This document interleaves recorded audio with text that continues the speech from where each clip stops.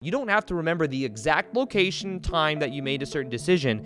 The key is questioning different things in your life and just knowing that there's these different patterns there, just becoming aware of the pattern.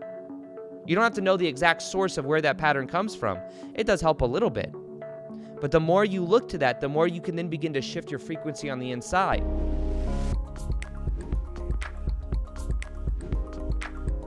Welcome back to another episode on the Daily Vortex Podcast with Doughty. Today, we're going to be looking at the wounding that happens normally at an early age in childhood that then leads to these beliefs that we are not worthy of love, that we aren't worthy or valuable in the world, and that then has us, in a way, feeling trapped inside of ourselves, trapped to not feeling worthy, trapped to being almost like a victim of other people's, what they think about us, trying to people please other people. Many of the patterns we have is related to how we view ourselves, how we feel about ourselves. And remember this, what you feel about you is projected out to other people, and other people are responding to you based on what that feeling is. Now, you'll find that the more you feel worthy, the more you feel valuable within yourself, the more you validate yourself, that then other people validate you more as a reflection, that then people view you, they respect you more, and they see you in that way. So really, this is an inside game because the outer reality is simply a reflection of the inner reality. And what I want to do is share with you a little bit of some stories about how I've dealt with my own sense of unworthiness, how I tried to fill it, one by making lots of YouTube videos and in a way trying to, having this belief, this equation that said if I add a lot of value to other people, then I'll be worthy. I started to identify with what I was doing in the world. And instead of feeling that sense of worthiness on the inside, just for being me. And I'll share with you also, I had an energy session a couple weeks ago based on the recommendation of a friend of mine, of this person. And basically, they were able to very accurately and easily tap into my own energy to see in childhood when certain things happened. And it made a lot more sense to me. I'm going to tell you a little bit about some of the things that we found with that, so that then you can maybe understand how you can look at your own past and see when the childhood wounding happened to where you then started to believe that you were not worthy, and realize that that sense of worthiness is reflected in your relationships with other people or your lack of relationships with other people. Your sense of worthiness is intimately tied to how much abundance or money you can make in your life, because if you don't feel worthy of it, then you'll find ways to get rid of it. Worthiness is related to really every aspect of our life. If you're worthy of getting the new job that you really want to get, or of owning your own business. This is all centered around our sense of worthiness. And also it helps us understand also how to kill the people pleaser inside of us. A people pleaser is somebody that doesn't feel worthy, that then feels like the way that they're able to get by is by trying to acquire other people's validation and approval. And it's very common in the spiritual awakening niche as well. I've noticed it a lot. I went through it a lot as well. It's something that I had to overcome. And so let's begin all the way back to childhood. Okay, so here we go. Now, first off, I wanted to share a little bit about the energy work session that I had, just to kind of give you guys a little bit more context with some of the things that I learned. So upon having this energy work session and having this person, all he did was like he would touch different parts of my back or my stomach, and he was able to feel certain things about me. And one of the first things he said is that he could tell that when I was a kid, I felt very alone. I felt very alone. There was part of me that was wondering, where the sense of security was. If many of you, this is also, I think, going to be an episode for a lot of people that have divorced parents, that you'll help understanding the childhood wounding that comes with that. Because when we have parents that divorce, the way that it works is kids are very egocentric because of the level of development that they're at. They're very egocentric. So when a divorce happens, a lot of times the kids will internalize that and say, this happened because of me, because the kid is egocentric.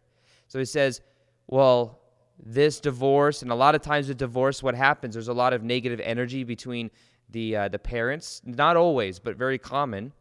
And because of the drama between the parents, then the kids think, well, this is painful. If I would have done something different, then maybe my parents would have never divorced. And I tried remembering back to childhood, by the way, and thinking to myself, like, I didn't think that way. I didn't think I wasn't internalizing the divorce because I was like 5 years old at the time and my little brother was 3. I didn't really think about it that much then. But us being the little egocentric selves that we are at 5 years old or whatever age, we internalize these things and we then assume that it's our fault. So then what we do is we take responsibility for it and we think, well, if it's my fault, if I would have done something different, then my parents would not have divorced. And because of that, we then think there's something wrong with us. One of the main beliefs on unworthiness is we think that we are somehow defective. We think that there's something wrong with us. And because of that belief was decided at some point in the past, and that has then been on autopilot. So there's been this underlying belief that says that I'm not worthy, there's something wrong with me, and if I were to be a different way, then maybe I would be worthy. Think of even the word worthy, worth, value. I don't have value because I am broken. Realize your beliefs create your reality. All of our beliefs are creating our reality. We're talking about meaning. We give meaning to things at an early age that then goes on autopilot, and unless we check our meaning, it remains there. So us being, it's really about looking to our past to see when we made certain meanings about things that then became on autopilot. And at some point in the past, if you feel unworthy, which by the way, it's the most common limiting belief almost everybody has, is some feeling of unworthiness.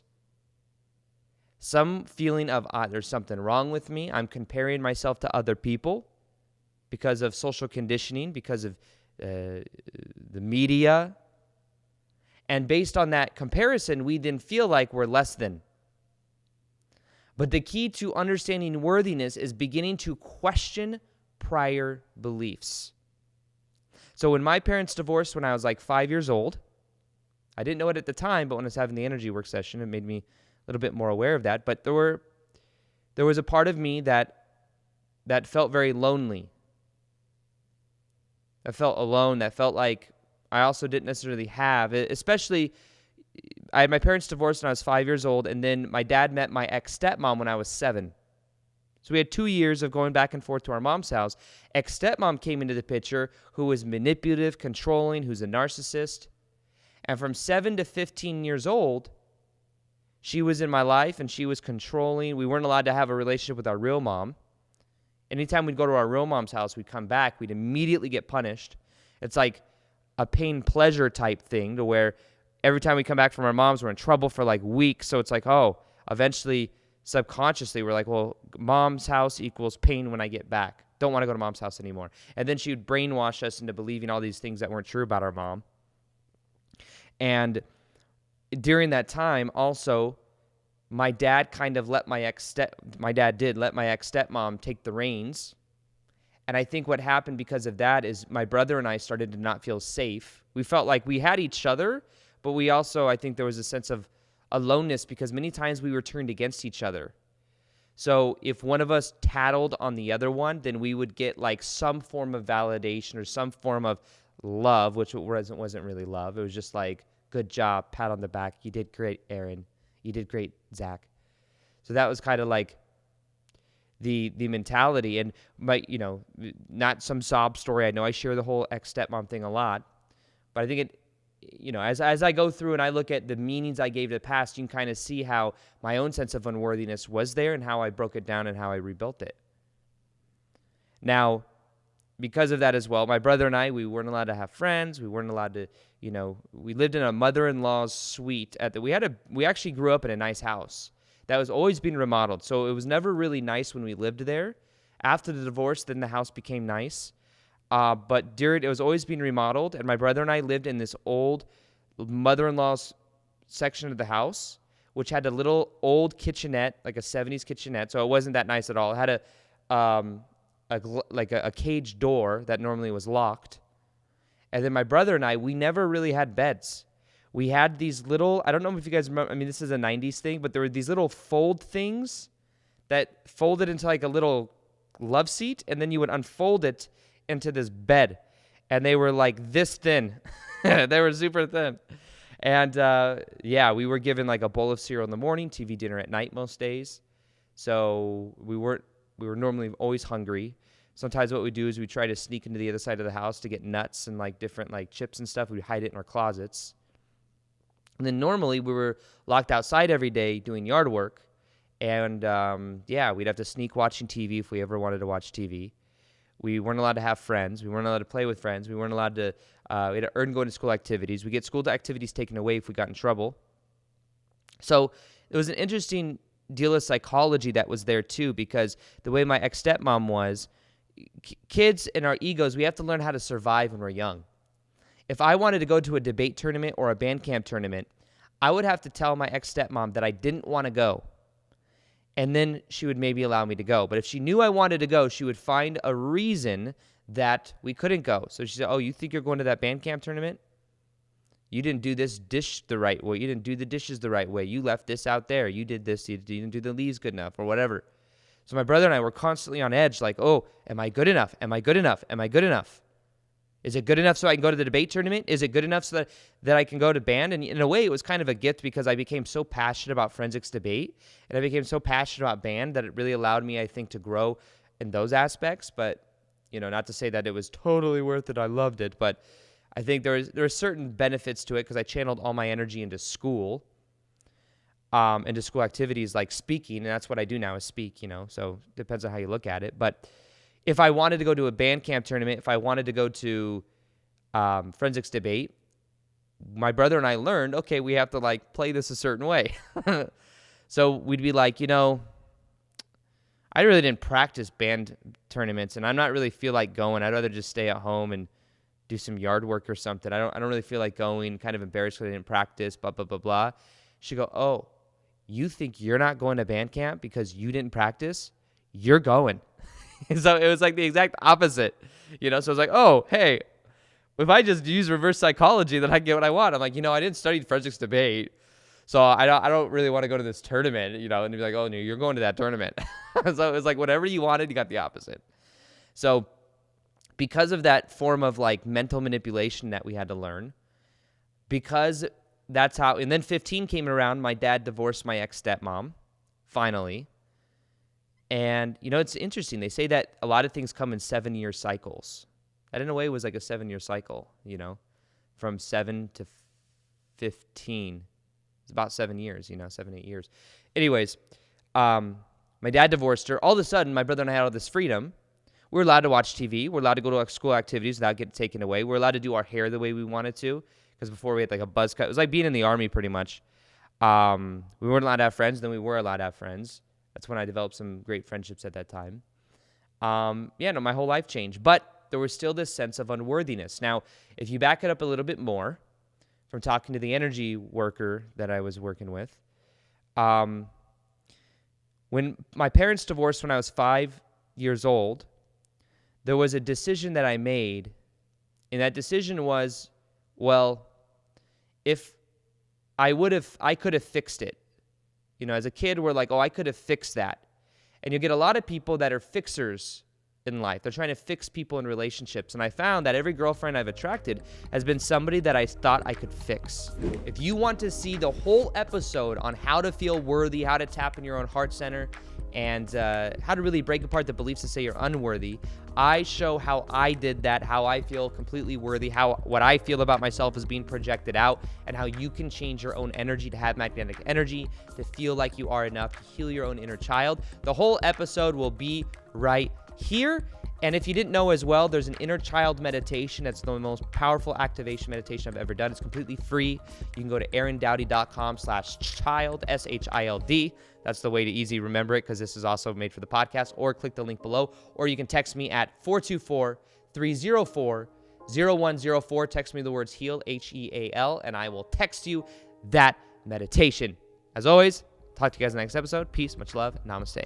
This is a clip from the Daily Vortex Podcast, where I post 2 times a week, and we go really deep on understanding consciousness, understanding how to raise our vibration, how to bring these spiritual concepts down to earth in a relatable and practical way. For the whole entire episode, you can click the link below, but also subscribe to that of the Daily Vortex Podcast on either iTunes or Spotify.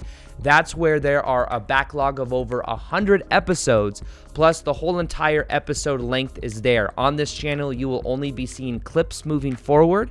So if you want the whole episodes, you can click the link below. You can subscribe. They're also very easy to listen to. They're automatically downloaded once you subscribe, plus you'll never miss an episode. So this is where most of my intention is and my energy is going these days, and I look forward to bringing you many more amazing episodes. But for the rest of this episode, you can click below and you can subscribe to the Daily Vortex Podcast, and I look forward to helping you expand your consciousness in a very practical and relatable way. So I'll see you on the next episode, and as always, peace, much love, and namaste.